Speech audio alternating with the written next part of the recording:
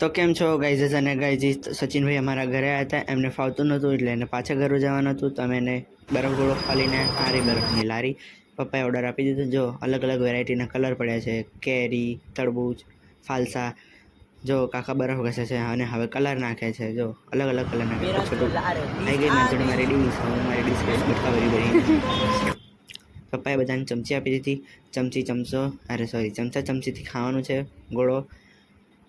તો જો બધા ખાય છે ગોળો. બધા પોતાના કામમાં બિઝી છે, અમે પણ બિઝી છીએ. આ બેનને ખાતા નથી આવડતું. જો કેવી રીતનું ખાય. બોલો જબા કેસરી. કેવું લાગ્યો ગોળો? કે તારી બહુ જ્યાં એને મારા ભાવની જ પડી હોય, મને ઘરવાળાની જ પડી હોય. કેવો લાગ્યો? મસ્ત મસ્ત લાગે ને મમ્મી? મસ્ત પણ ફાલસા મને તો મમ્મીએ કીધું કે ફાલસા ખાટા હોય, તો મેં એને ભૂમિએ સાહસ કર્યું ફાલસા ખાવાનું. ખાધા ત્યારે ખાટા ખાટા લાગે એટલે અમે બંને આવી રીતના નાટક કરતા હતા. એટલે મમ્મી પપ્પા પાછળથી ઊભા જોઈ રહ્યા હતા કે આ બંને ક્યારે ખાઈ લઈને અમે ઘરે જઈએ.